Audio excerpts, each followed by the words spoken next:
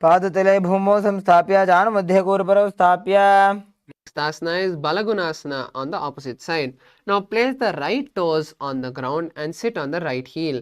Place the left foot flat on the mat and keep the knee to the chest. Place the hands on respective knees as you visualize Balaguna, one of the 84 Siddhas. आसन को गुण जल विकार जाई. Next asana is Utkatasana. Now sit on your heels and place the knees together. Place your palms on the respective knees and visualize Swamiji.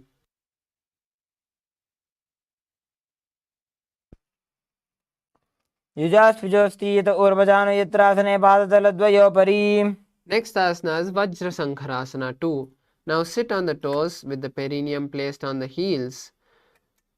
Keep the soles of the feet together and keep your knees wide off the ground. Hold the opposite elbow behind your back and visualize Swamiji.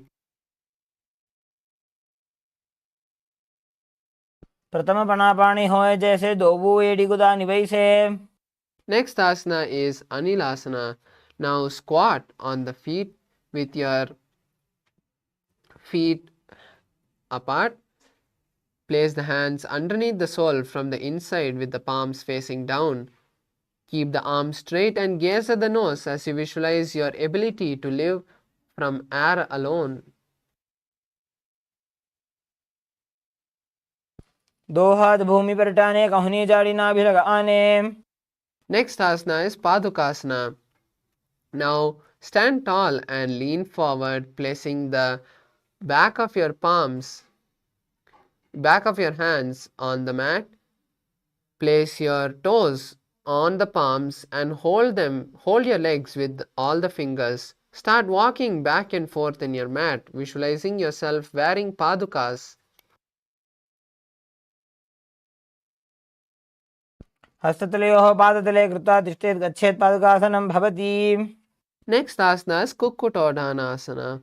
Now place your hand shoulder width apart and start kicking your legs up into the air and letting them fall back down. Repeat this again and again as you visualize yourself as a rooster.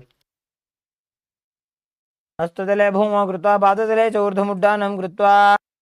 Next asana is Viparita Nrittasana. This is an inverted asana, so you can take the help of a wall or a partner. Now place your hands on the mat and raise your legs up into a handstand. Start shaking your legs and dancing as you visualize yourself free from every bondage. हस्ततलाभ्यां भूमिं वष्टाभ्याम् ऊर्ध्वपादाग्रे कुर्वन् हस्ततलाभ्यां नर्तनं कर्तव्यम्. The next asana is Kunjarasana.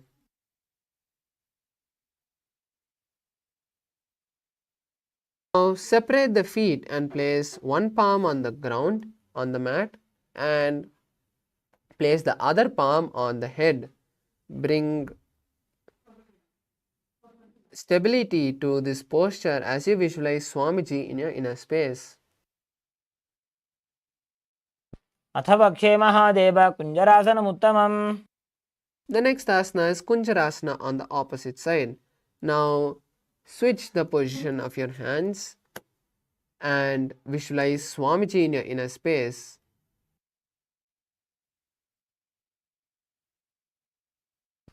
अथ वक्षे Mahadev कुञ्जरासनमुत्तमम्. Next asana is Kadambasana. Now sit on the ground with the feet flat and the heels close to the body. Hold the respective ankle and lift the feet off the ground. Visualize yourself as a Kadamba tree, a pious tree that promotes long life. पार्श्वीभ्यां भूमिं वष्टभ्य हस्तद्वयेन गुल्फौ धृत्वा. Next asana is Pavana Muktasana. Now sit with the heels at the perineum and hold the knees with the hands. Press them towards the chest as you visualize any excess vata being released from your body. द्वयोः सुपादयोः पाणिं लात्वा सुस्वनितम्बके. The next asana is Chakorasana.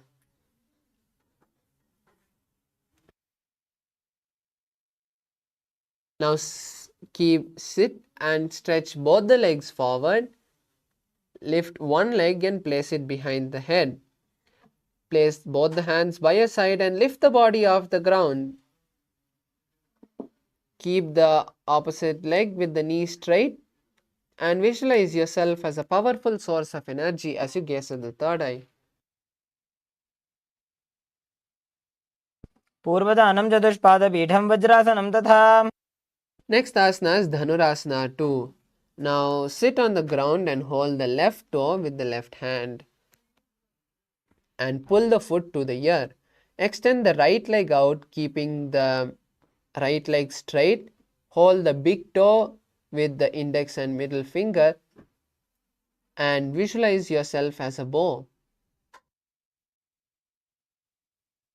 पादाङ्गुष्ठौ तु पाणिभ्यां गृहीत्वा श्रवणावधि.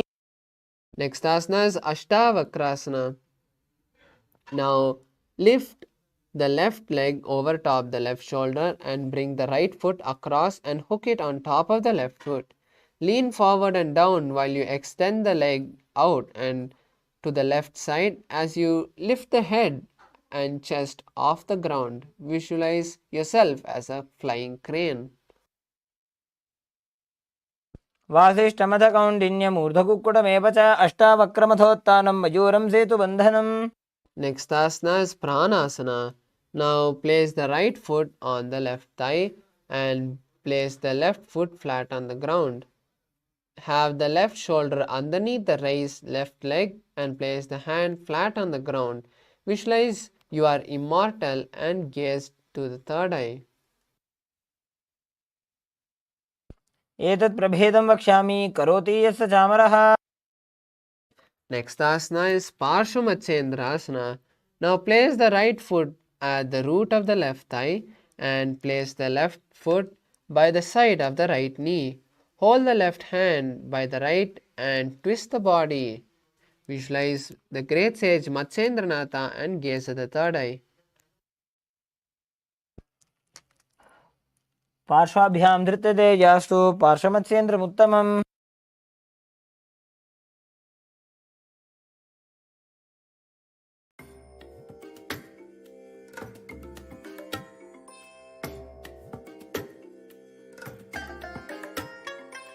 I bless you all.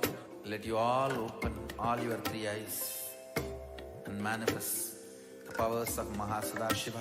Om Nithyananda Paramashivoham. Om Nithyananda Paramashivoham. Om Nithyananda Paramashivoham.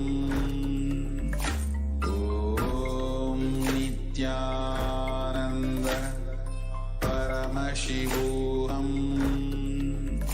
Om Nithyananda Paramashivoham.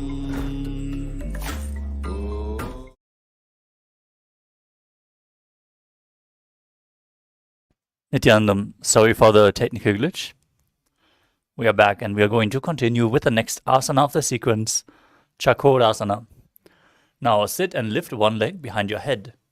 If you can't bring it behind your head, you can bring it to your chest or over your leg. Then place your hands at the side and lift your entire body up, extending one leg straight. Gaze to your third eye and visualize yourself as a powerful source of energy. पूर्वदानं चतुष्पादपीठं वज्रासनं तथा. Next up is Dhanurasana 2. Hold on to your big toes in Prana Mudra with one leg extended and the other foot pulled towards your ear. Visualize yourself as a bow. पादाङ्गुष्ठौ तु पाणिभ्यां गृहीत्वा श्रवणावधि.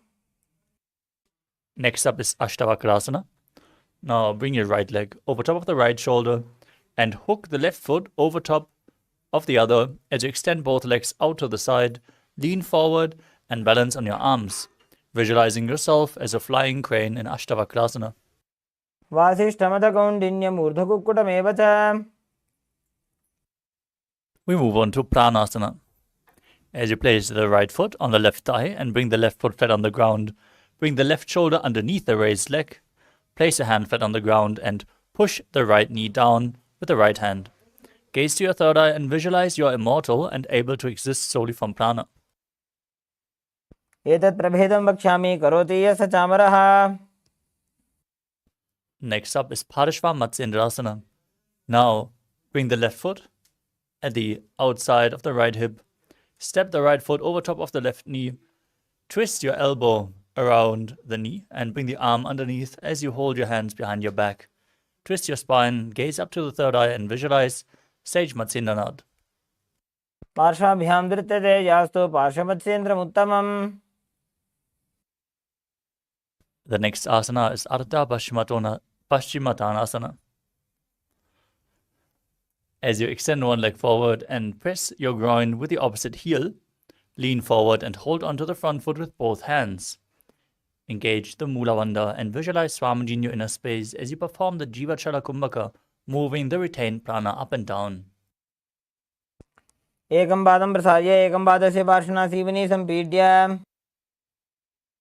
Next up is Crown Chasana. Now keep the left foot outside the hip, the top of the foot flat on the ground, as you hold onto the sole of the right foot and extend the leg up so the right foot is in front of your face with the knees straight, visualizing yourself as a crane. वासिष्ठमथ कौण्डिन्यम् ऊर्ध्वकुक्कुटमेव च. Now extend both legs. Bring the other foot towards the groin as you repeat Ardha Paschimottanasana on the other side. एकं पादं प्रसार्य एकं पादस्य पार्श्वना Seoni सम्पीड्य. Now repeat Crown Jasana on the other side. With the right foot outside the hip, extend the left foot up as you hold it with both hands, visualizing yourself as a crane. वासिष्ठमथ कौण्डिन्यम् ऊर्ध्वकुक्कुटमेव च.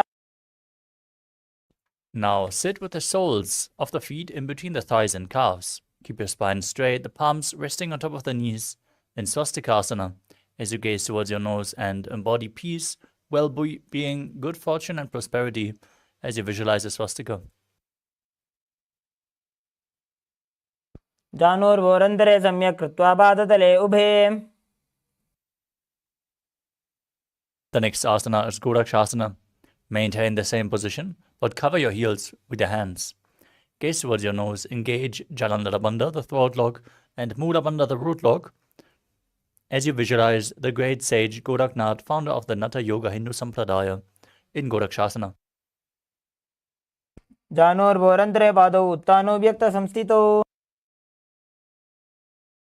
The next asana is Bhagasana too. Now bring the left heel to the perineum and the right foot on top of the left thigh. Gaze towards your third eye. Visualize Swamiji and perform the Mula Bandha as you get ready to enter Shanmukhi Mudra. Meditate on Arihanta, the Enlightened One, as you close your mouth with little and ring fingers, the nostrils with the middle fingers, the eyes with the index fingers, and the ears with the thumbs. वामपार्श्वगुदं संस्थाप्य दक्षाङ्घ्रिवामजघने. Next up is Yogasana too. Now place your feet onto opposite knees and place your hands on the ground beside your body with the palms facing up. Gaze towards your nose, visualize Swamiji and start breathing in Kakachantra Kumbhaka as you roll up your tongue and keep your mouth in the shape of the beak of a crow and inhale through the rolled up tongue. Engage the Mula Bandha as you do so. उत्तानो चरणौ कृत्वा संस्थाप्योपरि जानुनोः. Next up is Urdhva Kukutasana. From Padmasana, place your palms flat on the ground beside your body. Rotate your hands at the side, and then push your hands into the ground, lifting your entire body up. Visualize yourself as a rusa as you do so. वासिष्ठमथ कौण्डिन्यम् ऊर्ध्वकुक्कुटमेव च अष्टावक्रमथोत्तानं मयूरं सेतुबन्धनम्. Next up is Siddha Haratali Asana. From Padmasana, insert both hands through the knees and place them on the mat. Avoid lifting your body up, stay seated on the mat as you gaze to your nose and visualize Swamiji in your inner space. प्रथम पद्मासन को करे हस्तदो भूगोड़ासन्निधरे.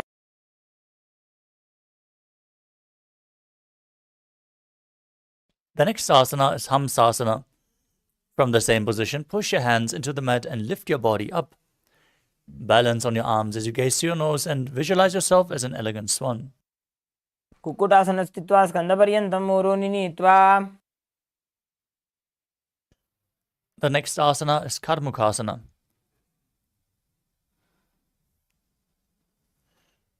From Padmasana, bring your hands in between the legs and push them back behind your body.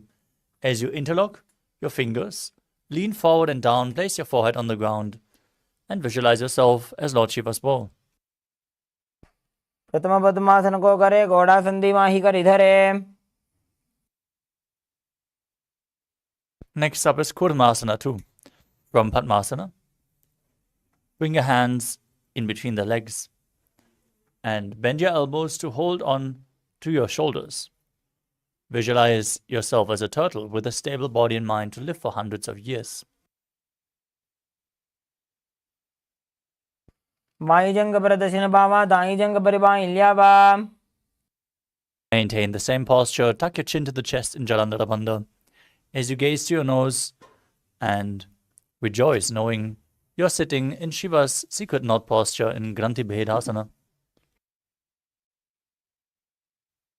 वक्षे Neelakantha ग्रन्थि भेदासनं शुभं ज्ञात्वा रुद्र भवे क्षिप्रं सूक्ष्मवायुनिषेवनात्.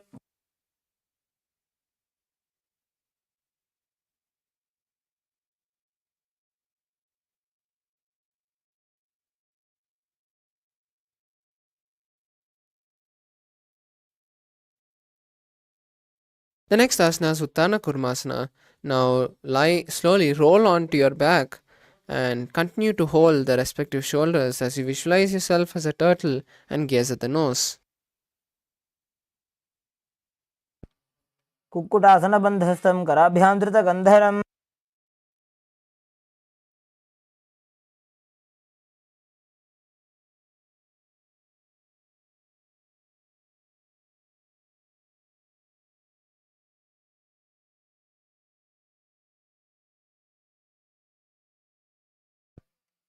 कुक्कुटासन स्थित्वा एकेन हस्तेन अन्यस्य मणिबन्धं धृत्वा.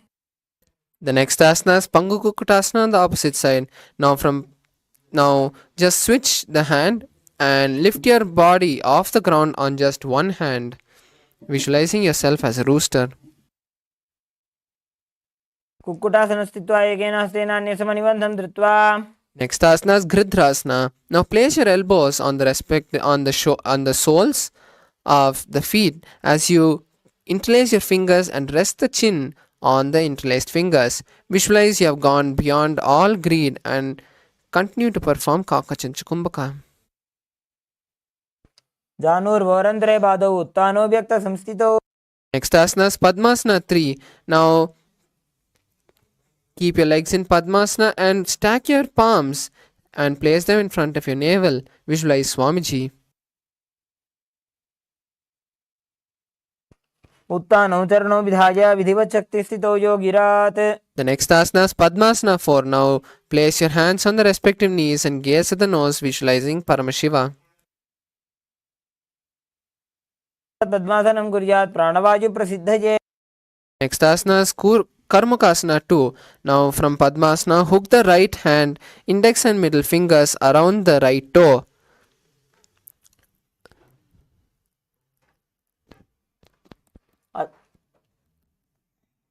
Place the opposite hand on the respective knee and repeat this on the opposite side.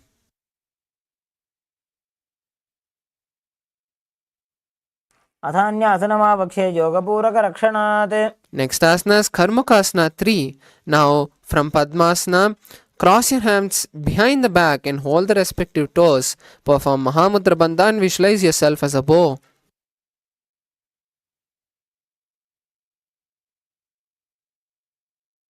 कर्मुकासनमाक्षित्य उदरे पूरयेत् सुखम्. Next asana is Dhridasana. Now release the Mahamudra Bandha and maintain the same posture as you gaze at the third eye in Dhridasana. ऊरुभ्यामुपरि स्थाप्य पादयुग्मं प्रयत्नतः. The next asana is Nagrasana. From Karmakasana 3, try to lie down by holding your feet. If you can't hold on to your feet, leave the feet, but just cross the hands behind the back. Lie down and visualize yourself as a snake.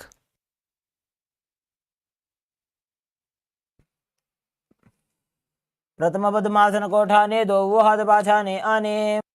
Next asana is Kandukasana. Now release the Padmasana and bring your knees to the chest. Wrap your legs with your hands and squeeze your body as you visualize yourself as a ball.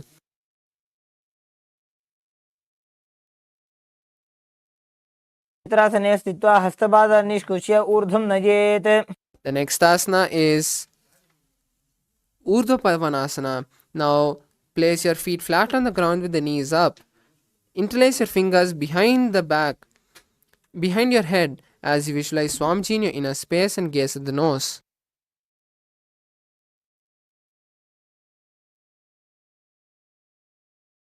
प्रथमे सूधो San करावे घोड़ा उभा राशि मिलावे. Next asana is Markata Pitasana. Now from that lying position, bring your hands and place them under the respective heel. Lift your hips up and visualize yourself as an ape. उत्तान शयनं पादतले उत्तान हस्तयोः स्थापयेत् पृष्ठभागमुत्तरमजेत्. Next asana Uttana Shikipitakasana. Now support your hips with the hands and place the elbows on the ground.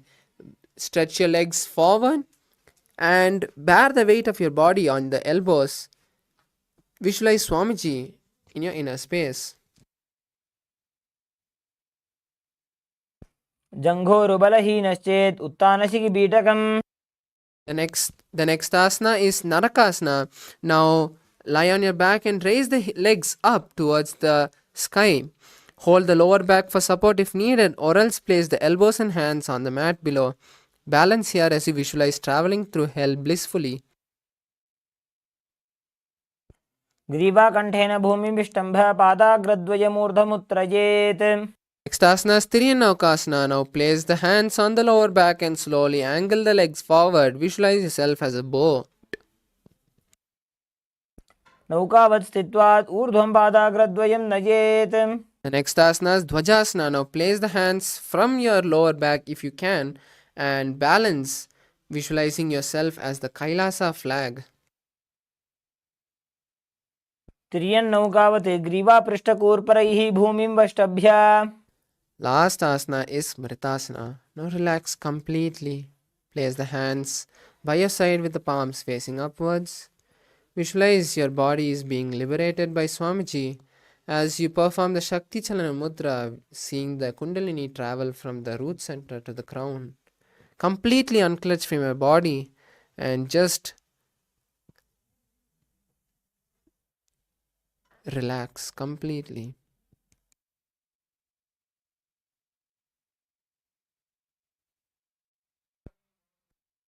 उत्तानं शववद्भूमौ शयनं तु शवासनं. शवासनं श्रमहरं चित्तविश्रान्तिकारणम्.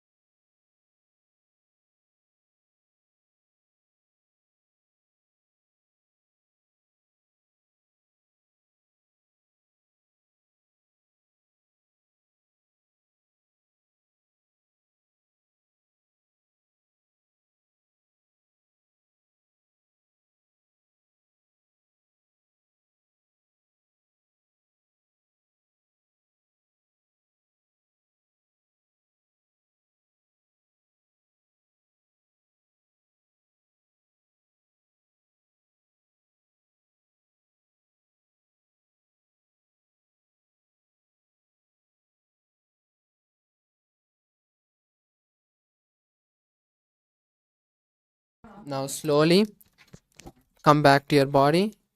Start shaking your hands and legs.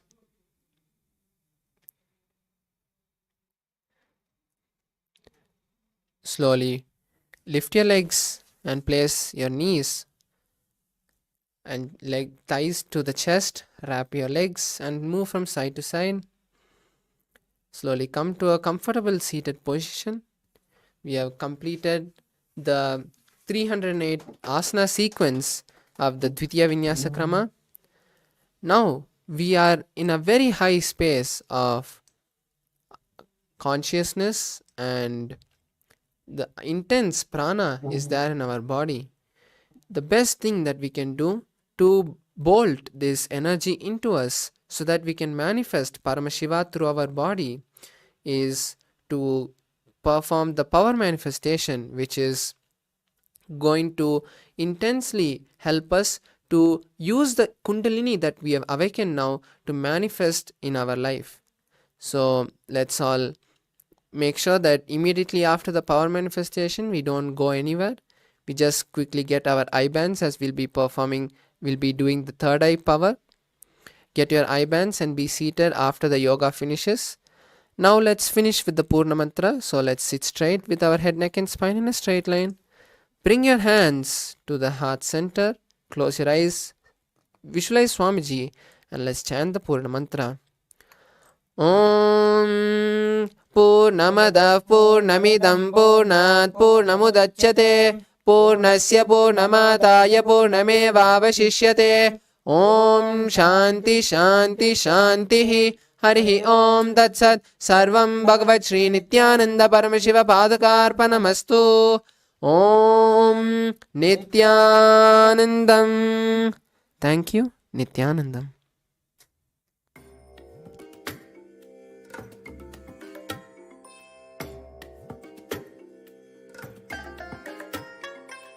I bless you all. Let you all open all your three eyes and manifest the powers of Mahā Sadashiva. Om Nithyananda Paramashivoham. Om Nithyananda Paramashivoham. Om Nithyananda Paramashivoham. Om Nithyananda Paramashivoham. Om Nithyananda Paramashivoham. Om Nithyananda Paramashivoham. Om Nithyananda Paramashivoham. Om Nithyananda Paramashivoham. Om Nithyananda Paramashivoham. Om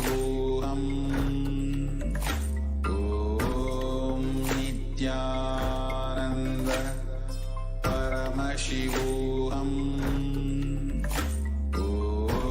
Om Nithyananda Paramashivoham. Om Nithyananda Paramashivoham. Om Nithyananda Paramashivoham. Om Nithyananda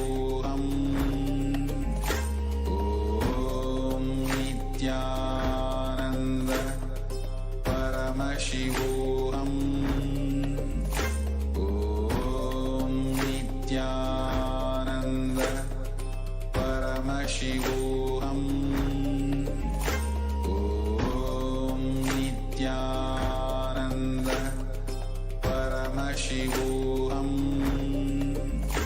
Om Nithyananda Paramashivoham. Om Nithyananda Paramashivoham. Om Nithyananda Paramashivoham. Om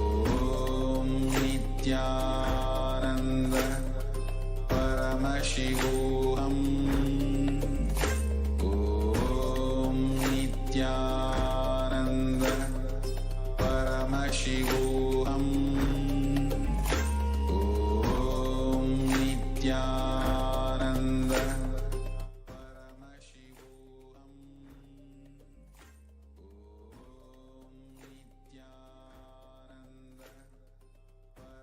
नित्यानन्दं परमसुखदं केवलं ज्ञानमूर्तिं द्वन्द्वातीतं गगनसदृशं तत्त्वमस्याधिलक्ष्यम् एकं नित्यं विमलमचलं सर्वधी साक्षिभूतं भावातीतं त्रिगुणरहितं सद्गुरुं तं Namami.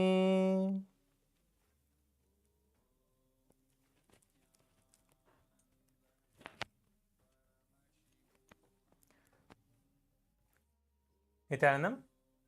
I welcome all the Paramashivoham Level 3 Season 3 participants to the 12th day of the Paramashivoham program. This is the Power Manifestation session. I welcome all of you to the Power Manifestation session where all of you are going to manifest the Paramashiva and manifest that space of oneness with Swamiji to, express the powers of Paramashiva. With this, let us enter into the power manifestation. I request all the participants to get the eye bands and be seated in front of the camera. And make sure to keep your cameras turned on throughout the session so that we can see you. The acharyas can see you and guide you throughout the program. Make sure to keep your cameras turned on. We are going to be manifesting the power of the third eye blindfold reading.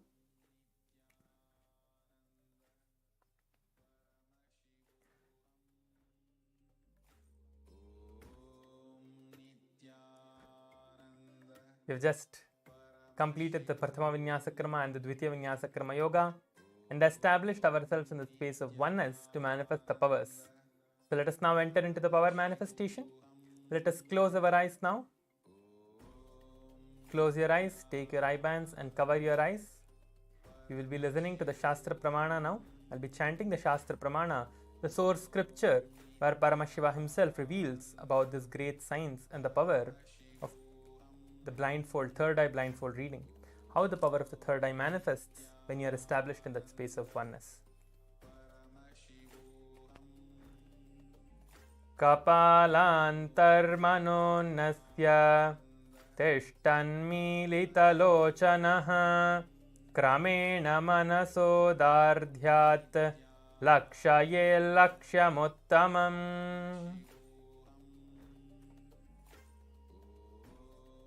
Yes, this is the amazing revelations by Paramashiva himself in the Vijnana Bhairava Tantra.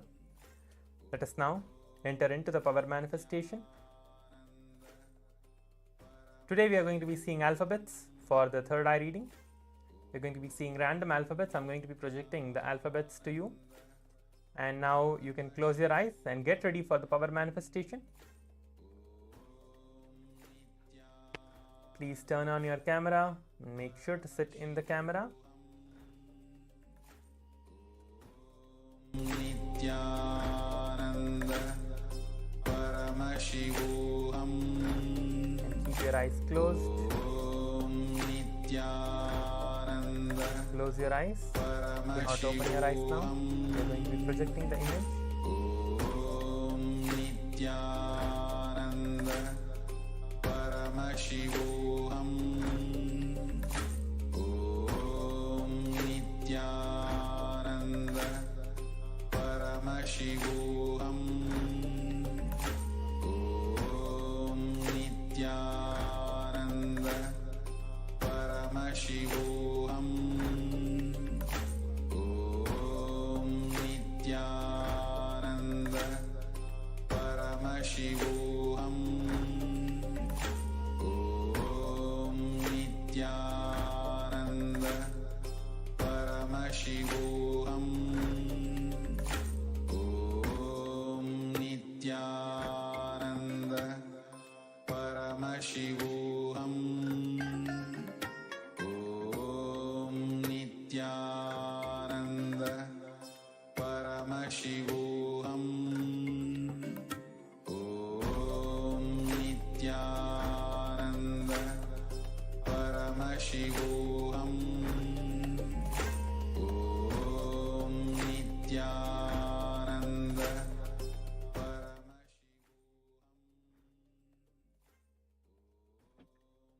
Keep your eyes closed.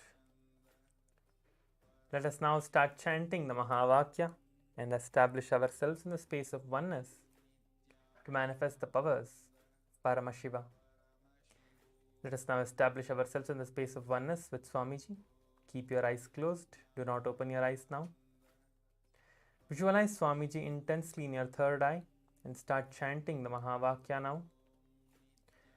Keep the intense visualization happening and intensely chant the Mahavakya. We are going to be projecting the image now for you all to scan through the third eye and see the revelations.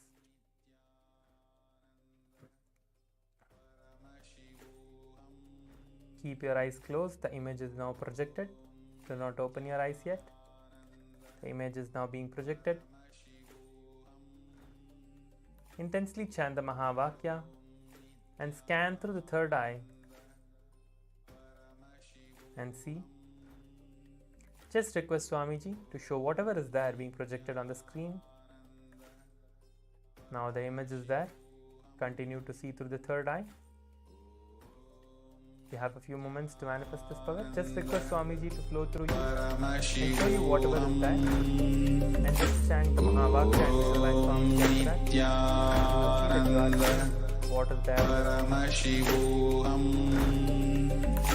Om Nithyananda. Paramashivoham. Om Nithyananda. Paramashivoham. Om Nithyananda. Paramashivoham. Om Nithyananda. Paramashivoham. Om Nithyananda. Paramashivoham. Om Nithyananda. Paramashivoham. Om Nithyananda. Paramashivoham. Om Nithyananda. Paramashivoham. Om Nithyananda. Paramashivoham.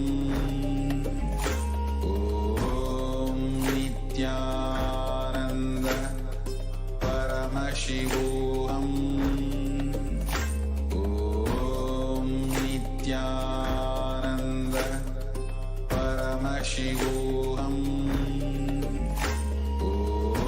Om Nithyananda.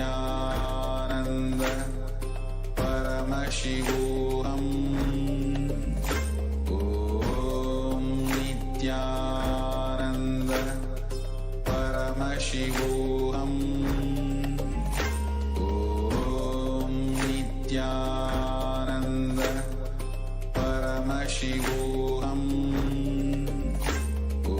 Om Nithyananda. Paramashivoham. Om Nithyananda. Paramashivoham. Om Nithyananda. Paramashivoham. Om Nithyananda. Paramashivoham.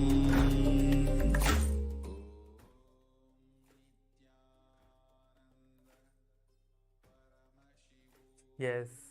Now slowly open your eyes and relax. Take your eye bands off. You can now take your eye bands off and put your answers in the Zoom chat.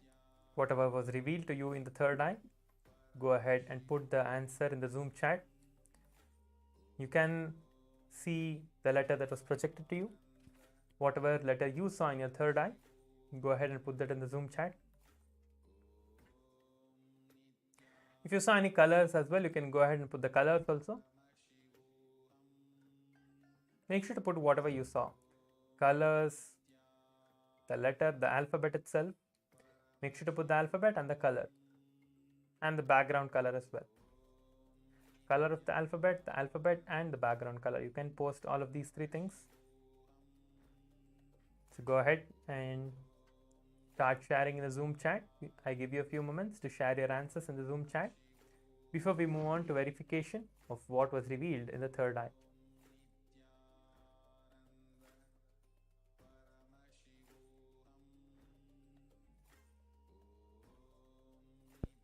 Yes.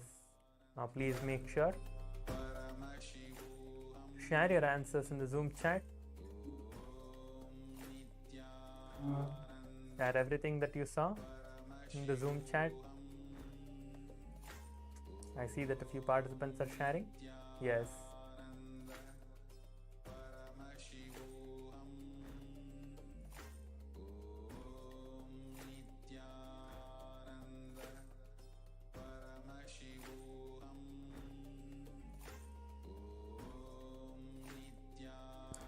Jian Cheng is saying that egg-shaped yellow duckling, black glasses.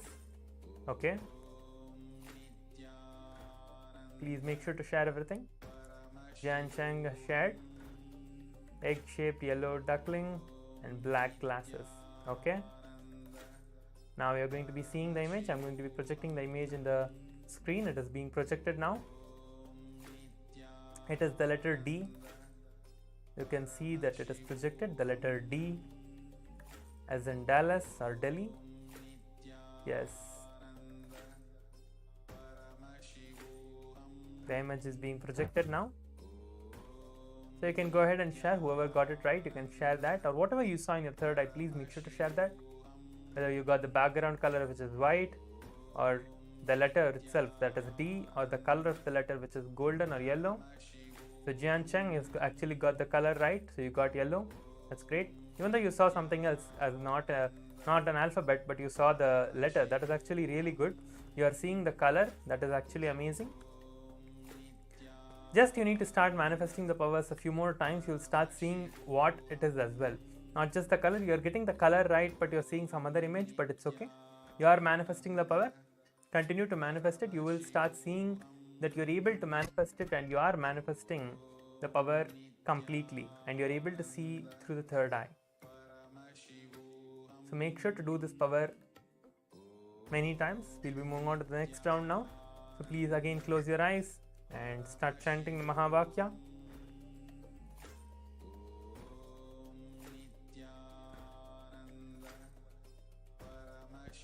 Close your eyes and intensely chant the Mahavakya, visualizing Swamiji in your third eye.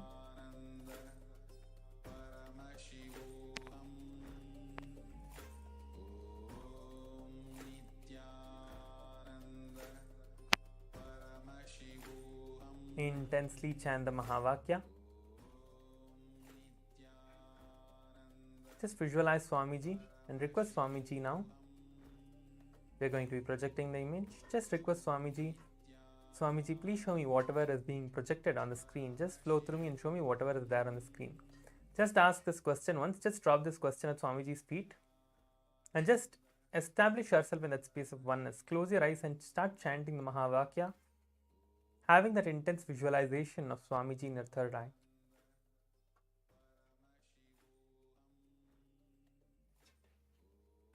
The image is now being projected. Close your eyes and start chanting the Mahavakya. Yes.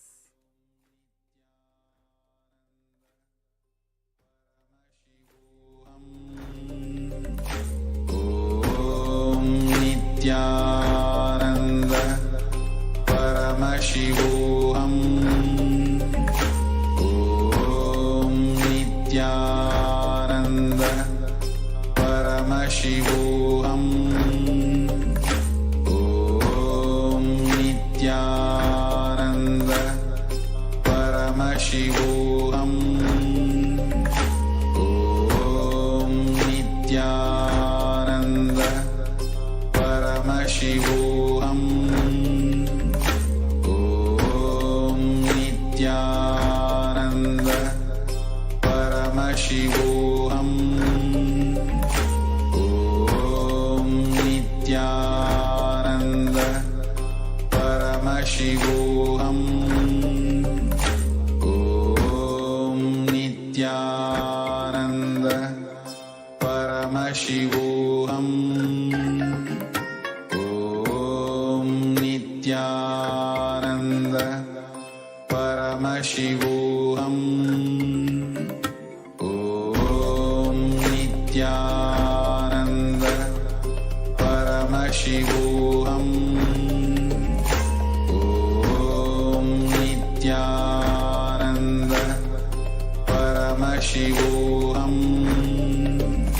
Om Nithyananda Paramashivoham. Om Nithyananda Paramashivoham. Om Nithyananda Paramashivoham. Om Nithyananda Paramashivoham. Om Nithyananda Paramashivoham. Om Nithyananda Paramashivoham. Om Nithyananda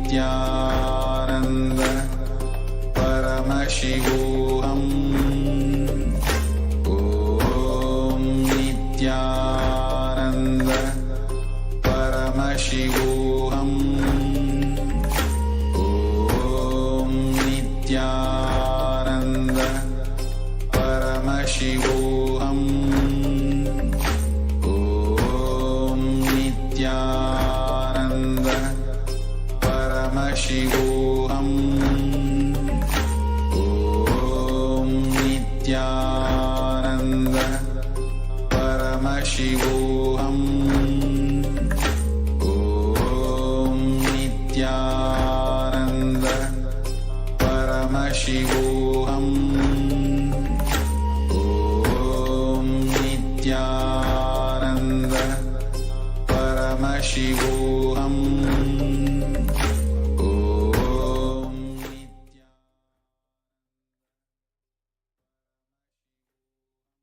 Yes. Now slowly relax. Take your eye bands off and open your eyes. We have manifested the second round of the third eye reading successfully. Now please go ahead and share your answers in the Zoom chat, whatever it is that you saw, whatever alphabet, whatever background color, and whatever the color of the alphabet itself you saw, and the alphabet, go ahead and share all of these. Whatever you saw, make sure to share all of it in the Zoom chat. Whatever you saw, exactly share those things in the Zoom chat. Do not feel, okay, I am not able to manifest, or maybe this might not be it, or you have been trying for so many days but you still don't get it, and you see some images but you don't know if it is right or wrong. Do not judge yourself with anything. Just go ahead and put it. Just go ahead and share everything that you saw without any self-doubt. Even though you have self-doubt, go ahead and share it. Because only when you share it, you will know that you are actually seeing it. So you will be like, okay, oh, I saw this, but I couldn't share. So do not have that feeling inside you. So just make sure to share it. If it's not correct, you are going to again manifest it.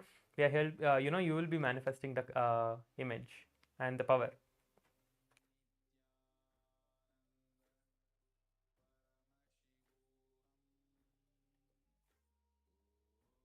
Jan Chang is saying green plants, binoculars, and water. Okay.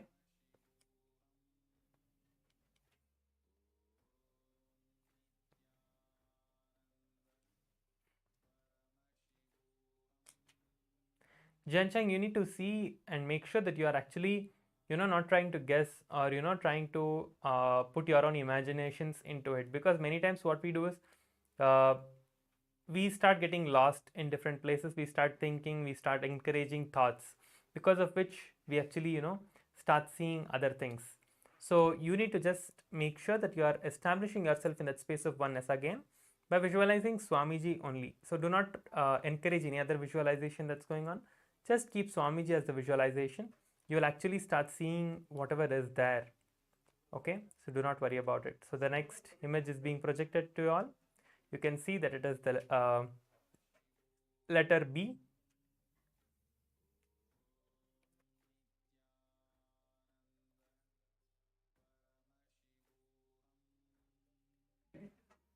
Junji Wong is saying black, white, and square. Okay. Yes, the image is being projected. Now you can see that it is B, the letter B in golden color. Okay. Yes, Jian Chang. So you can do that. You will see that you are manifesting the power more and more every day. So with this, we come to the end of today's power manifestation. So please go ahead and share your experience on the social media as well. You'll continue to manifest the powers and make sure to manifest it. So let us finish with the Purna Mantra now. Om Purnamada Purnamidam Purnat Purnamudachyate Purnasya Purnamadhaya Purnameva Vashishyate. Om Shanti Shanti Shanti Hari Om Tat Sat Sarvam Bhagavat Shri Nithyananda Paramashiva Padukarpanamastu. Om Nithyanandam. Yes, the next session is going to start shortly. Please stay tuned. Thank you. Nithyanandam. Shivoham Om Nithyananda Paramashivoham Om Nithyananda Paramashivoham Om Nithyananda Paramashivoham Om Nithyananda Paramashivoham Om Nithyananda Paramashivoham Om Nithyananda Paramashivoham Om Nithyananda Paramashivoham Om Nithyananda Paramashivoham Om Nithyananda Paramashivoham Om Nithyananda Paramashivoham Om Nithyananda Paramashivoham Om Nithyananda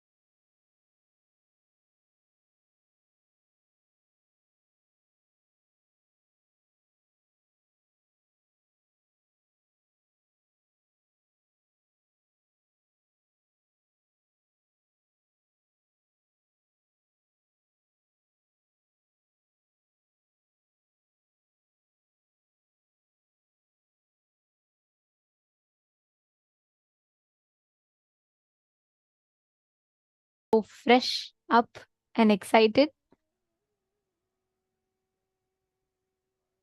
Nithyananda Mamsakala, Ma Hedi Shlaks, and Ma Xianying. Nithyanandam, it's always very nice to see every morning all of you have a beautiful smile on your face, eager and excited for today's day.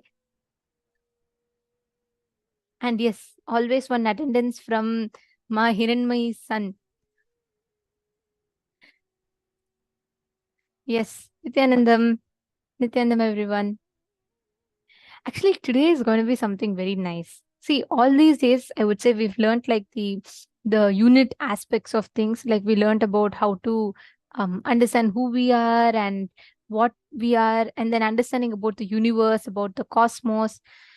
Today, we're going to be understanding how to take ourselves to the next level in life. So we're going to be understanding about how we exist in different states of consciousness and how you can raise yourself to the highest state of consciousness, your conscious existence. So are we all ready for today? How many of you are ready and excited and looking forward for today? Yes, thank you, Ma Pramila. Yes, Ma Maheshwari Kumar Vinayagam. Thank you. Okay, and Ma Maheshwari. I see one more Ma Maheshwari here. Nityananda Ma, which place are you from?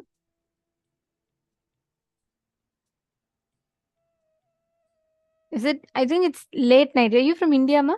Ma Maheshwari. I'm not saying Ma. It's not Ma Maheshwari Kumara Vinayagam. There's one more Ma Maheshwari here, so I was just speaking to her. Ma Maheshwari Karupaya. Nityanandam. Okay. And all of you that are here with us today, we're going to be understanding about how to raise our frequency to the highest level of existence, how we can raise our frequency and how we can experience the reality that we want by raising through the cosmic frequency, right? And we're going to be learning the different sciences behind it. We're going to be understanding how exactly it works, how you can raise your frequency, and what is the science of unclutching, and what are the different techniques that you can use to raise your frequency. Let's all get started with our very first session. The first session we are going to be learning is about Nirvikalpa Samadhi. What is Nirvikalpa Samadhi? Understand all those whoever here feels like I really want to have the experience of the ultimate. I really want to experience enlightenment. I really want to have the best spiritual experience. Today is the day for you. You can invite all your friends who are seekers, who you feel like, yes, they are also like me. I think they would also enjoy this. Definitely invite them. And same way, anyone that is going through any struggles and are faced with like a lot of stress in their lives, understand stress reduces your lifespan. Tension, hypertension reduces your lifespan. But today, by learning about Nirvikalpa Samadhi, unclutching, all these techniques, you can at any moment just come out of that. You'll be able to come out of those struggles, the tension, all that you're facing. So let's get started. The first session we are going to be starting with is, what is Nirvikalpa Samadhi?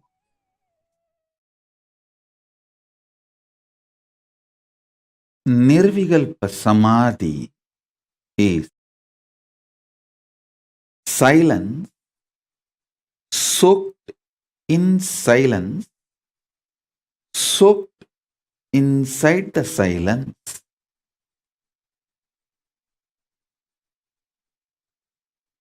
Shanti, soaked inside the Shanti, soaked inside the Shanti. Listen. I'll repeat. Nirvikalpa Samadhi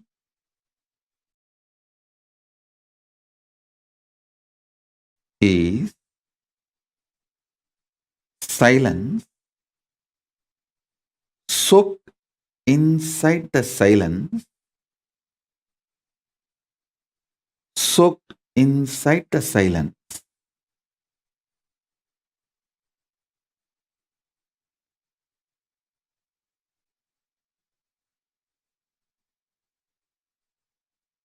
Contemplate on it.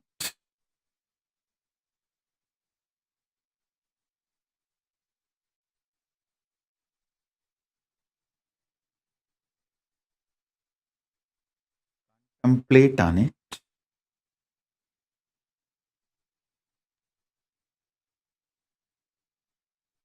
I'll initiate all of you into Nirvikalpa Samadhi as a living experience today.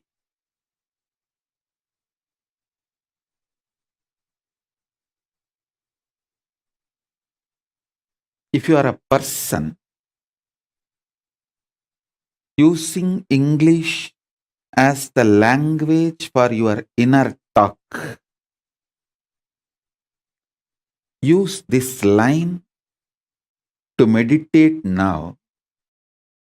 Silence, soaked inside the silence, soaked inside the silence.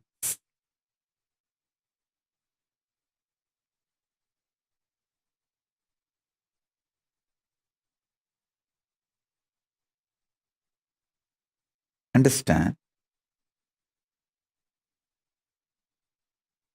I'm going to fill you with intense, ferocious, powerful, living silence, not dead silence. Living silence. The silence I'm going to inject into your being will touch your Swadhisthana chakra, means it will just terrorize the patterns and fears in you. The fears and patterns will melt down like how the metals melt in the extreme heat.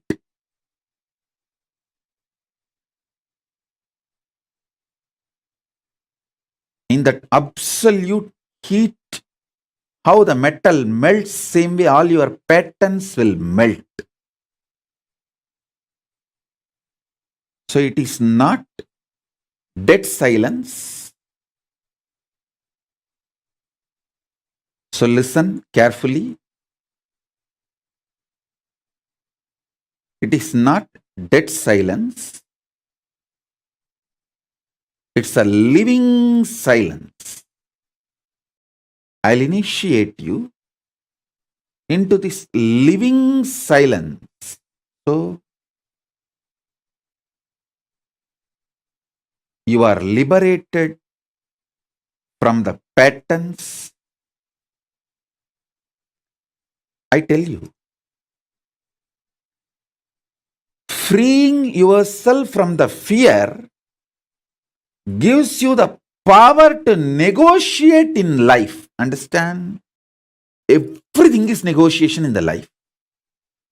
Whether the decision you take, what time to wake up, how to wake up, what to use to brush your teeth, what to use to wash your body, everything is negotiation.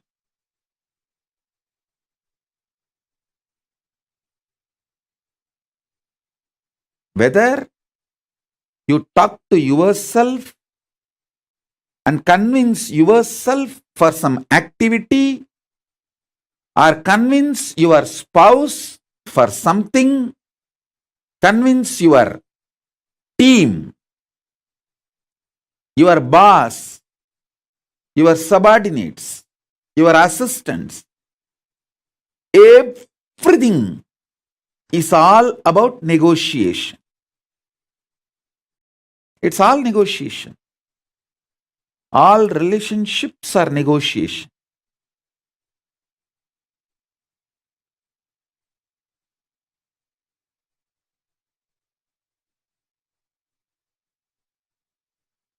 When your fear patterns melts away,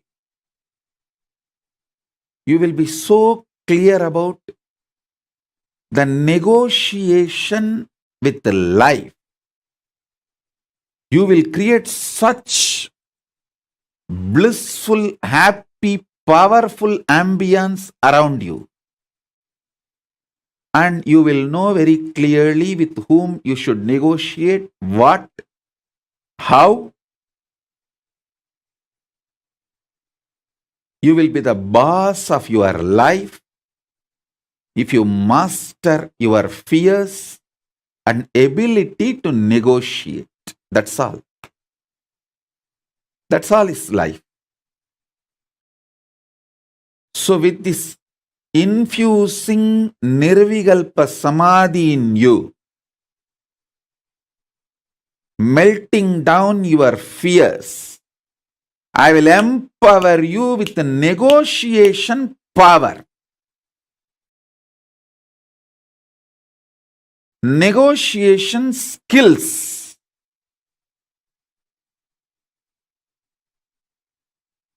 When you start negotiating in life, in business or personal relationships or with yourself, many times,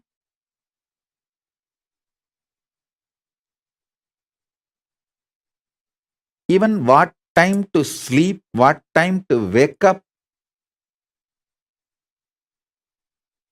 if you learn how to negotiate with yourself,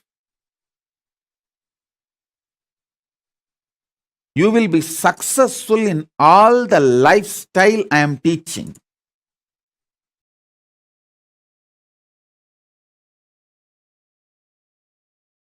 Intense involvement is the expression called Shakti, is directly proportionate to your ability to be in the space of Nirvikalpa Samadhi, Shivam. Ability to be in Shivam is directly proportionate to the manifestation of Shakti. Manifestation of Shakti is directly proportionate to your ability to be in Shivam.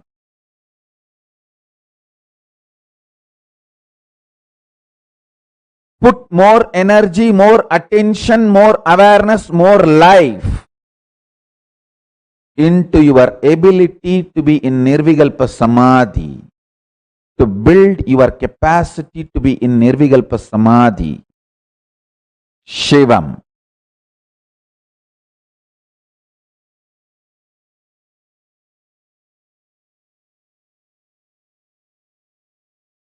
The whole Kailasa governance, listen carefully, the whole Kailasa governance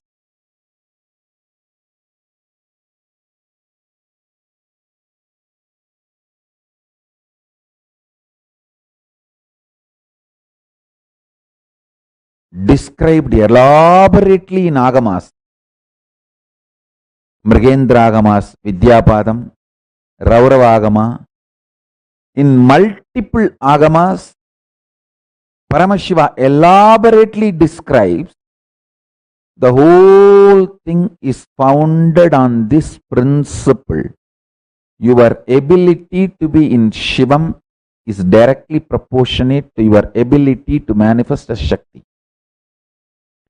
Your ability to manifest as Shakti is your ability to be in Shivam.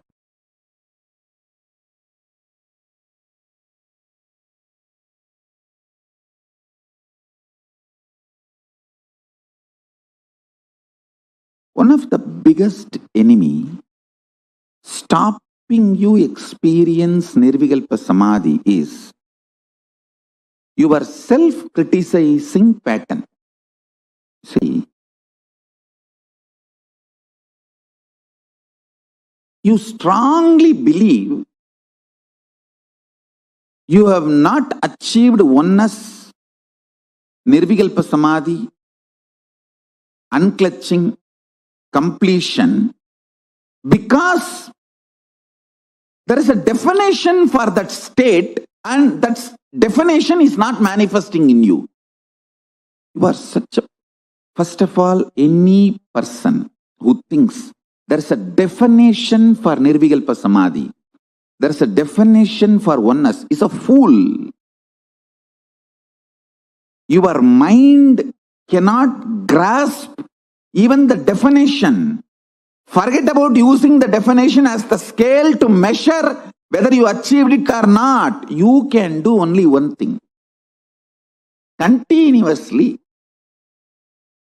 remember to surrender, consciously declare to Mahadeva, Paramashiva, I am consciously declaring.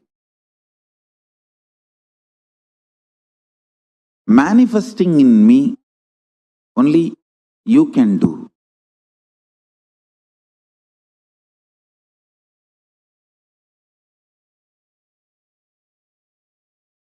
Ramana Maharshi beautifully sings in Aksharamanamala. Aru kavenai andanai agattidil agilam vazhittidum arunachala. Akambuhundirtun nagakkugai sirayai amarvitta dengolo arunachala. That whole scene is actually in Madhurabhava. One of the wives of Krishna, when she was with the parents but she was in love with Krishna, she doesn't know how to run away from the home and marry Krishna. So somehow she sends message to Krishna that, please take me with you. Then Krishna plans and goes, and as per his plan, he gets her and marries her. This is the exact scene, mood with which Bhagavan is describing at least the first few verses. This whole scene of Krishna and Krishna's wife that's exactly the thing which happens in life. The Krishna's wife is an individual soul, all of us. Krishna is Paramashiva. We can only declare to Paramashiva, Prabhu, I am here, I want you to be with me and I want to experience oneness with you. How he will manifest in us, only he knows. If you have a scale, how he should manifest in you, and using that scale, if you beat yourself with the self-doubt, self-hatred, self-denial, you put yourself more and more in suicidal arrogance. I tell you, suicidal arrogance is worse than depression. I am not supporting depression. I am only saying it's worse than depression.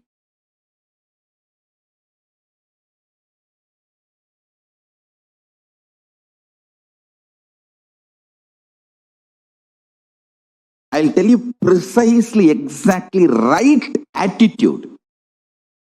Declare to Paramashiva, Prabhu, really, I personally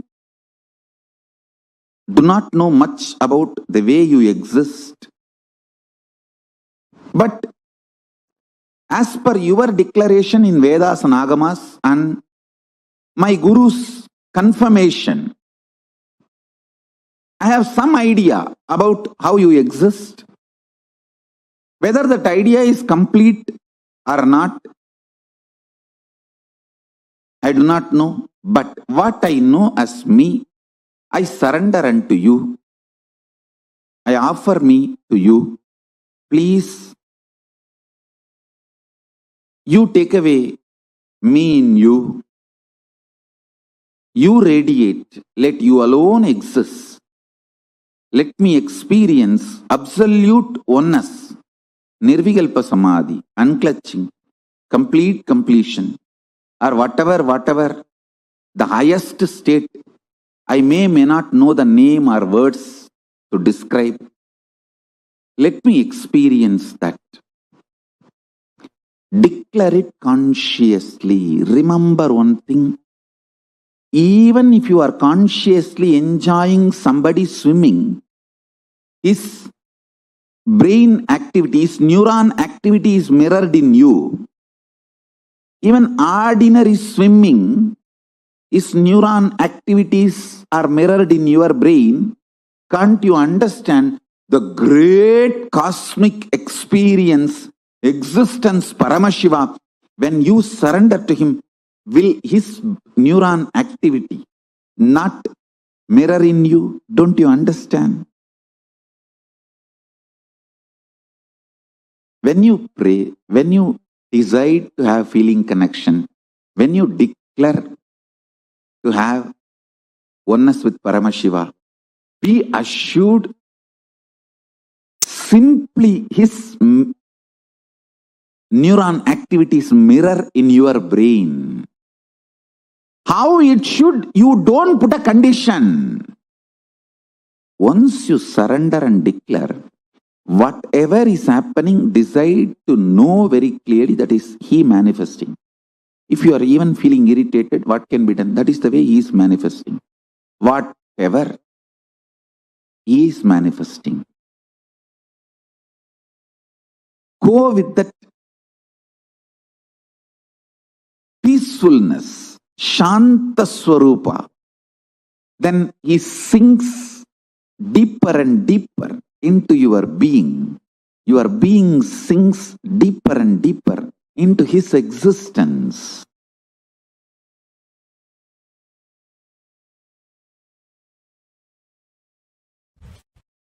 Straight, simple, in one line I can say, source of all knowing is Nirvikalpa Samadhi.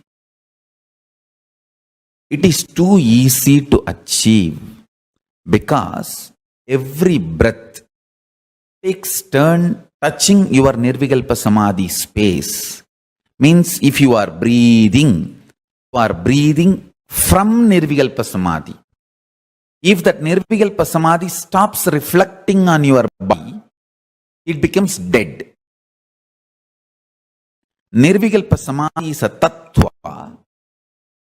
Only if that is reflecting. For example, if a sun is reflecting on the mirror, only that mirror is lit, alive. If the sun is not reflecting on the mirror due to some reason, the mirror will not be alive, lit. Your body is like a mirror. Only if it is reflecting Nirvikalpa Samadhi for some reason, it is alive. The moment the Nirvikalpa Samadhi stops reflecting, it is dead. So please understand. My mission is to teach the whole world the principal source of knowledge, principles of all the principal knowledge. Understand?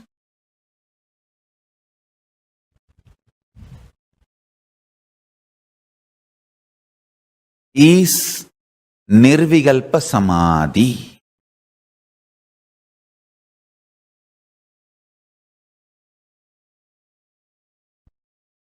Exist and operate from Paramashanta Swarupa, Nirvikalpa Samadhi. So you will understand, even though operating in the binary logic, binary world,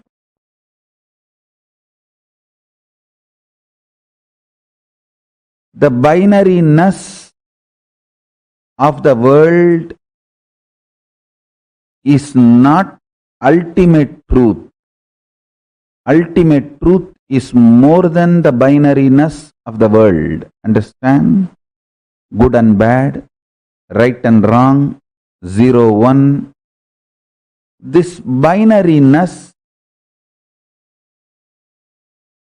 is easy for operation, does not mean it is ultimate truth.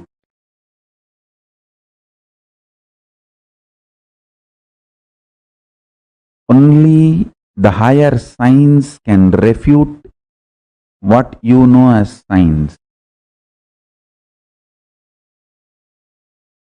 If you operate from the Paramashanta Swarupa, Nirvikalpa Samadhi, you will understand the higher science. So you will know where the regular science which you know as science should be adopted, applied, and where it is inadequate. Listen to these three truths today Paramashiva is revealing. First, more and more operating from Nirvikalpa Samadhi will make you realize binary system with which this whole world is operating. Whatever you call as science, logic, rational, good, bad, right, wrong, everything, almost everything you know below the sun and above the sun is binary. Whatever human mind can conceive, consume, conceptualize, cognize, everything is binary. Good, bad, right, wrong, 0, 1, there or not, it's all binary. Even your third possibility is mixture of this binary. Existence of binary and denial of binary and mixture of binary only forms even your third, fourth, fifth component and cognition. To understand, operating from Nirvikalpa Samadhi will make you understand binary is easy way for coexistence but not ultimate truth. You should know how to coexist beautifully, easily, sweetly, happily, and you should know the ultimate truth. That is the uniqueness of your existence. People who learn only how to coexist happily may have power over the human society. Power over the human society is not always the truth of the existence.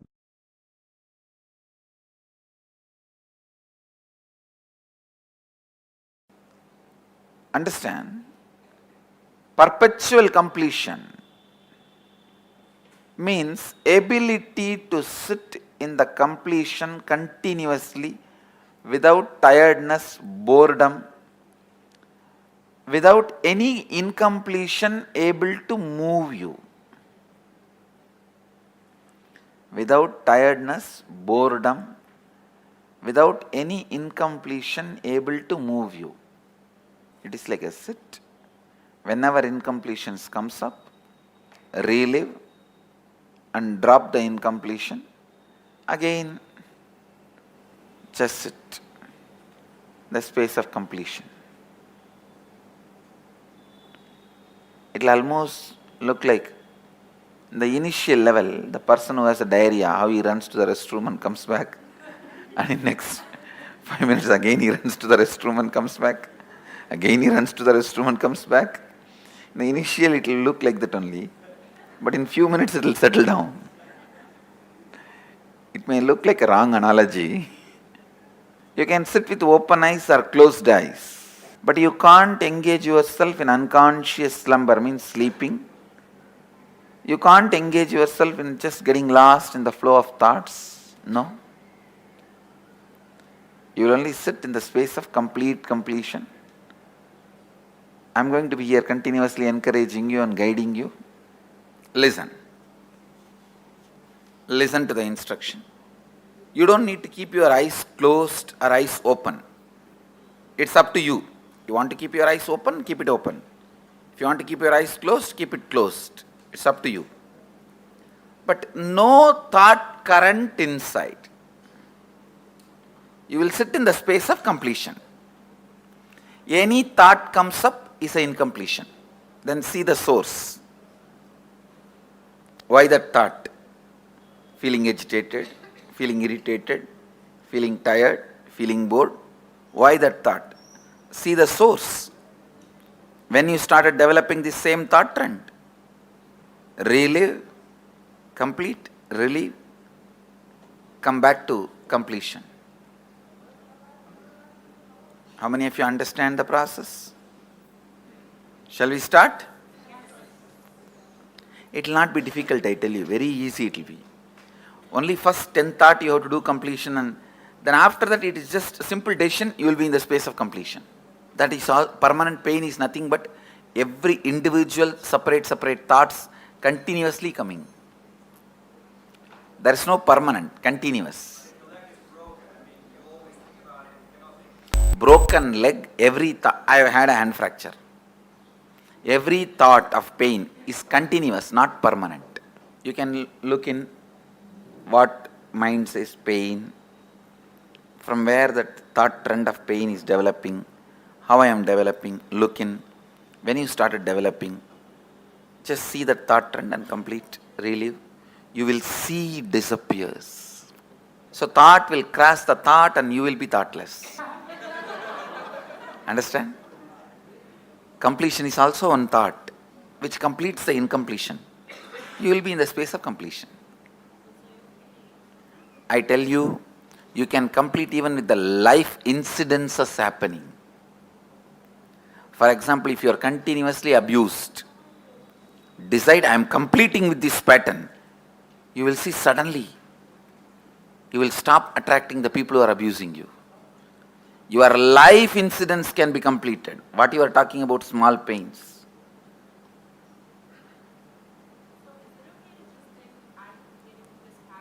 Yes. I think going through a little bit inside and reliving will help you.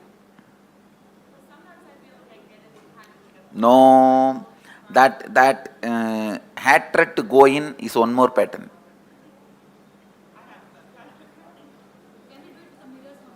Yes, you can use anything you want, just come back to completion, that's all. You can. Everything in this session I am trying to teach you is completion is your simple decision.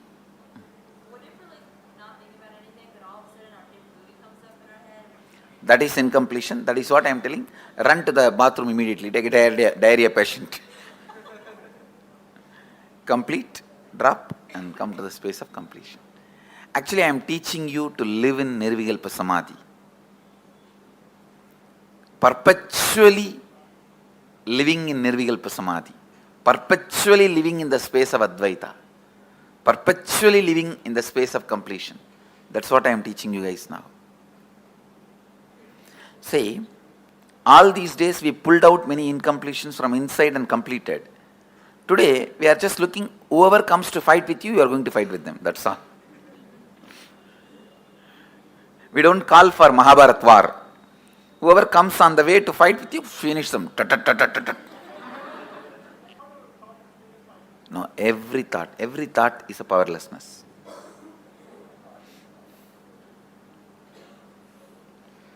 Shall we start? Yes. You don't need to close your eyes or tie the ribbon. Just sit. If you want to close your eyes, you can close. If you want, you can pick up your mirror. Let's start.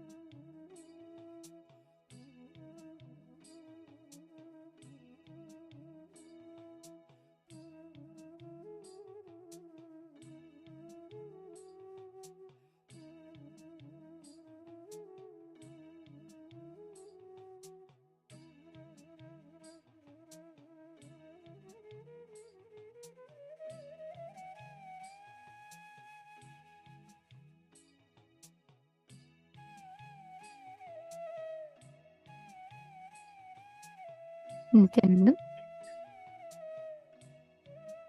If you're all able to hear us, please put yes in the chat.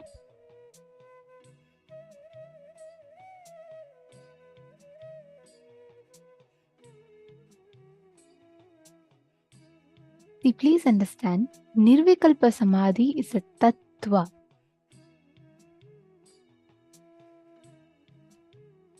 The moment that principle, that space of Nirvikalpa Samadhi stops reflecting in your body, that moment is what we call as death.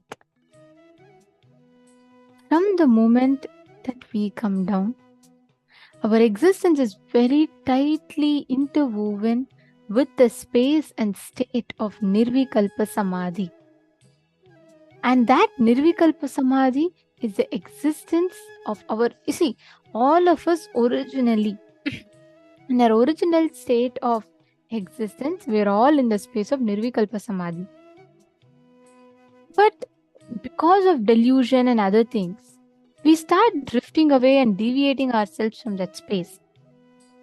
Every time you drift away or every time you deviate from that space, again and again, you come back, you fall back into the space of conflict inside of you. See, Swamiji gives a very beautiful example.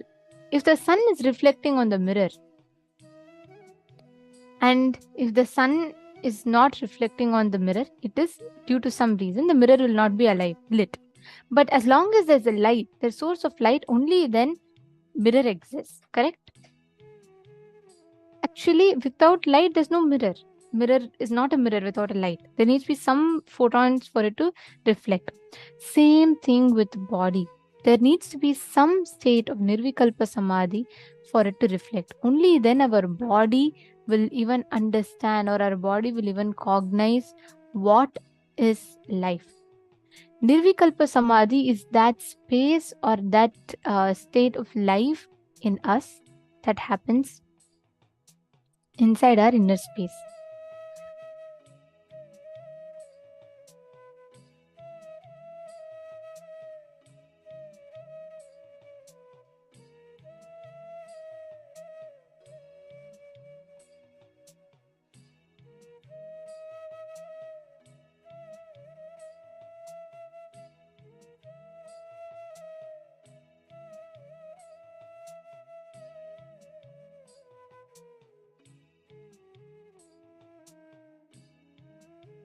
Nirvikalpa Samadhi is intense silence in your inner space.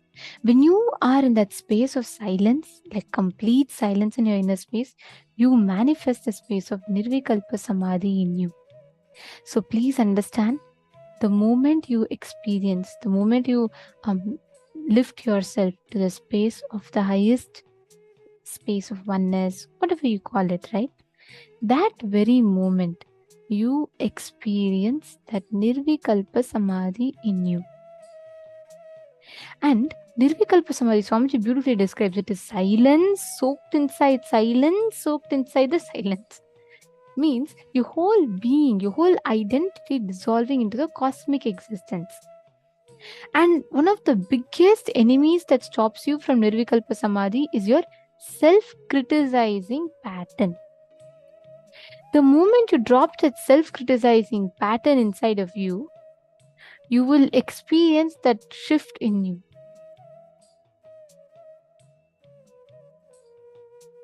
What you're going to do is, now you're going to be sitting in the Nirvikalpa Samadhi space. Okay, listen very carefully. I request every one of you to do this sincerely, because the moment you tune into Nirvikalpa Samadhi, you awaken your own possibility to experience the highest dimensions of you. So I request every one of you sitting here, sincerely, please sit for the next 5 to 10 minutes. Just observe your thought currents. Do not create a thought, do not sustain a thought, do not entertain a thought. Just sit from the space of completion, the space of oneness.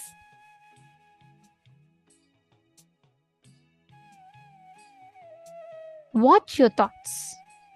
See, you can sit with your eyes closed or eyes open, it doesn't matter, it's up to you. But sit in a comfortable position, keep your back straight, and just if you prefer, you can keep your eyes open. If you prefer, you can keep your eyes closed. However, it is fine. But the key here is experiencing the space, the state of Nirvikalpa Samadhi, which means you're going to be experiencing what exactly it means to manifest that highest existence in your inner space. Come to that space. Just watch your thoughts. All the thoughts that's happening inside of you, just watch your thoughts. Observe them. All of you sit now. I request each of you to sincerely do this.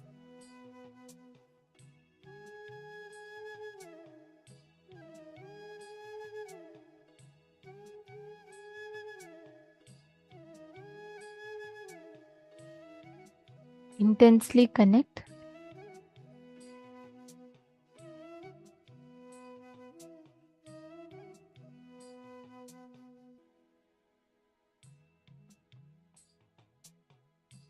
Any thoughts happening in your inner space, just observe.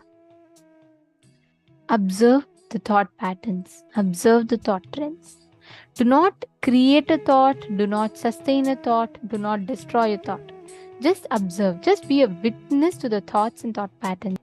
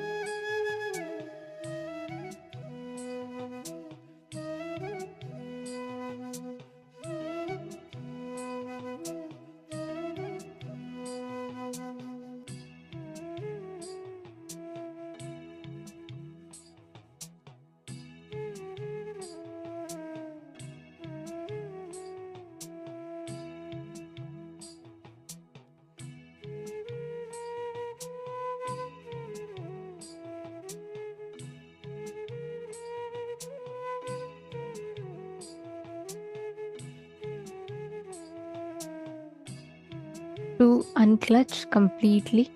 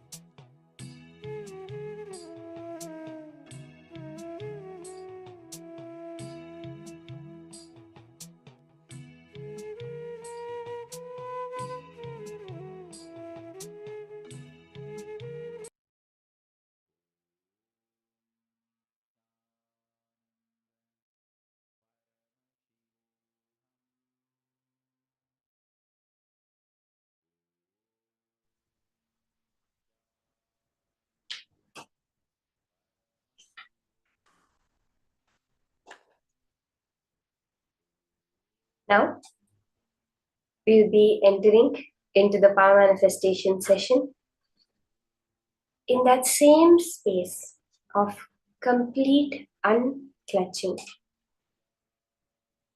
That Nirvikalpa Samadhi, we are going to be doing the power manifestation of the power of materialization, where you are literally going to be able to 3D print. Swamiji says the power of materialization is nothing but 3D printing your reality. The truth of the matter is that even right now, this very moment, you are printing your own reality. You are creating your whole reality.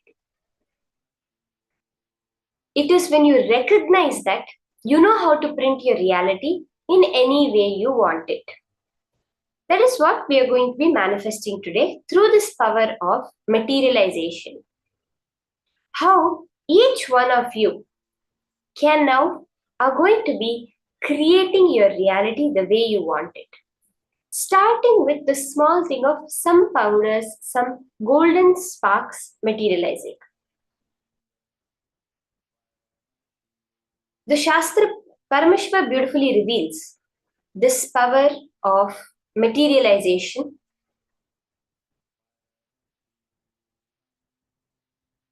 And he tells that this power is just happens from the antahkaranas, just by the will. What is classified as the buddhi, the manas, the chitta, all these internal will. That is what creates the whole power to manifest. Now, just now we were all sitting, we spent a few minutes doing the unclutching, right? What exactly is unclutching? That unclutching is expanding the gap between our thoughts. Let's now listen to what Paramashiva has revealed about this power of materialization in the Shastra Pramana. The Shastra Pramana is from the Paushkara Agama, Vidyapada, chapter 6, verse 101. Praptyadayo gunah pancha yoginah karanatmajaha manasa abhishta samsiddhih praptirnama gunalayah. Bhagavan Paramashiva says, the 5 powers beginning with Prapti arise for the yogis through the internal organs such as the mind and others. The power of attaining whatever is desired by the mind, the manasa, is called Prapti. It is declared to be the abode of all desirable powers, Gunalaya, an abode which brings about all the desired qualities. For the Apta Pramana of this power, we see the very beautiful instance which happened in the life of various rishis, and we see from the life of many people, we have seen this whole manifestation, how anything can be manifested. One such is from the life of Neem Karoli Baba. He was a very great master that resided in India, and he is known to be the cause, the manifestation of what we see today as Facebook, as Meta, and as Apple. So what happens, Mark Zuckerberg shares that there was a point in his life where he had nothing, he didn't know what to do. So he approached Steve Jobs, who was his mentor, and he asked him, I'm in this kind of a situation, what should I do? And Steve Jobs said, I was also in a situation like you, and I went to this ashram in India, Neem Karoli Baba's ashram. I spent a few months there, and after that I came, and that's when Apple manifested for me. So Mark Zuckerberg did the same thing. He went to India, he stayed in Neem Karoli Baba's ashram. So actually when Steve Jobs had gone there, it was a few months after Neem Karoli Baba had passed away. A friend of his took him there, but then even the space of that ashram, Mark Zuckerberg also went, stayed there, and came back, and today we see Apple as it was, because there were so many people trying to buy Facebook at that time. And at that situation, just the space, that breathing space of Neem Karoli Baba manifested the whole thing. We also see in the autobiography of a yogi, the incidents from the guru, life of the guru of Paramahamsa Yogananda, where when he went to Himalayas to fulfill one karma of a desire that he had had in some previous life to own a golden palace, His guru, Mahavatar Babaji, so basically Paramahamsa Yogananda's guru's guru, who is the immortal Mahavatar Babaji, manifested an entire golden palace in the Himalayas for all of them to enjoy. This is very few instances which we can see the whole power of materialization happening. In Swamiji's whole life, one of the most best ways you can see this power of materialization at its ultimate level is the whole Kailasa.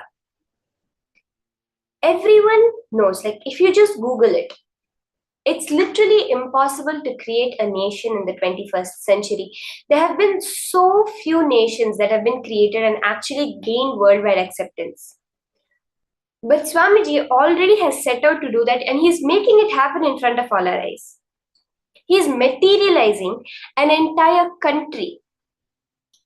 And what does Swamiji say? Kailasa, the entire Sri Kailasa we are witnessing, is just a side effect of Swamiji's space of Samadhi. It is that space of Nirvikalpa Samadhi which manifests as everything in life. As Swamiji said, if the Nirvikalpa Samadhi is not there in you, you are considered a dead body. So now, we are all going to be manifesting this power of materialization. Starting with, in your palms, you're going to be materializing golden sparks. Okay, let's start with that. Just some golden sparkles. So I request everyone, you can first go wash your hands and wipe it nicely and make sure there's nothing. Take a photograph of your palms. One of the most powerful ways to understand this whole power of materialization, Swamiji says, every time you materialize, you are bringing antimatter into matter. Swamiji is actually saying that what is now antimatter in this world is considered like billions of dollars expensive. Swamiji says, every time you materialize, even a small spark, you have just created antimatter. It is that antimatter which becomes matter in your palm. Now, what's the thing? Why is this related to Nirvikalpa Samadhi? Antimatter is nothing but the unmanifest of Paramashiva, the avyakta form. The parallel universe dimension of you that exists as Paramashiva, which we are seeing in form as Swamiji. When you are sitting and doing the unclutching, what you're doing is nothing but expanding that gap between your thoughts. That gap, that so-called emptiness, vacuum, is where Paramashiva resides, is the quantum vacuum fluctuations, what they call it, the Planck energy, which is the most intense vibration of the cosmos, Paramashiva himself. That is the antimatter that you are accessing. When you're doing this whole unclutching, the increasing of the gap between your thoughts or catching that gap between your thoughts, you're just bringing that antimatter. You're accessing that antimatter form of you through which you can just create any matter in your universe. Are we all understanding this? Are we ready to start? So once you've washed your hands, you can settle down. Make sure there's nothing on your palms. You can check closely. You can put the torchlight also and check and take a photograph that there's nothing on your palms right now. You're going to start with manifesting golden sparkles. You can manifest anything, powders. There can be vibhuti, jnananjana, kumkum, all of these materializing. Let's start with the golden sparkles. Yes, the golden dust. So now you can sit and just go into that space of pure unclutching. You can keep your palms clasped or open, however you're comfortable. Just ensure that there's no external source for anything to fall. If you can take a videograph of your palm the whole time, that would be actually the best. But also you can just sit with take a before picture, and then you should clasp your hands would be the best. So that even by mistake, you don't touch anything around you, because this is going to be pure manifestation. You will feel an intense heat in your palm, intense vibration. If you have your laptop, you can dust your laptop, any deities you have, because many times we see the manifestation happen like this. On the laptop, on your clothes. So just dust the entire area And ensure you're not touching anything, your face or any items around you after you start the manifestation. So you can settle down comfortably, clasp your hands, sit straight. You can close your eyes.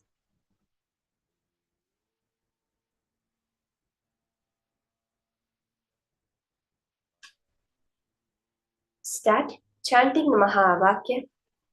Om Nithyananda Paramashivoham intensely. Be in that space of pure unclutching. Not doing any of the 5 actions: the creation, the sustenance, the destruction of any thoughts happening. Let it just flow through you in that intense feeling connection with Swamiji. Chant the Mahā Vakya intensely.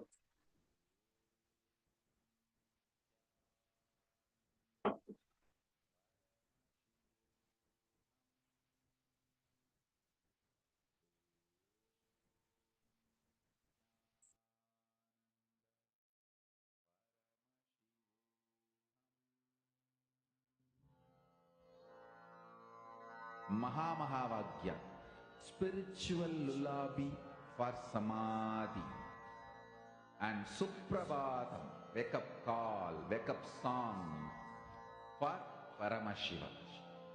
This Mahavagya is spiritual lullaby for you to fall into Samadhi. Suprabhatam, wake up song for Paramashiva to wake up in you. Just remember this one powerful cognition. This Mahavagya puts me in Samadhi. This is spiritual lullaby for Samadhi, and Suprabhatam, wake up song for Paramashiva in me. For Paramashiva to manifest. With this one spiritual powerful cognition, chant this Mahavagya.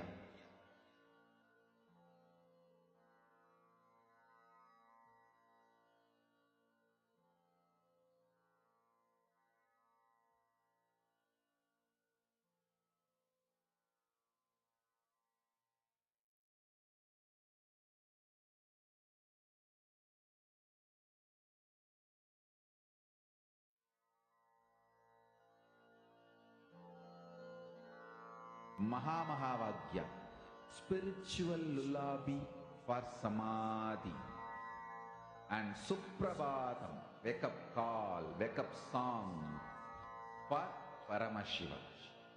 For Paramashiva to manifest. With this one spiritual powerful cognition, chant this Mahavagya. Om Nithyananda Paramashivoham. Om Nithyananda Paramashivoham. Om Nithyananda Paramashivoham. Om Nithyananda Paramashivoham.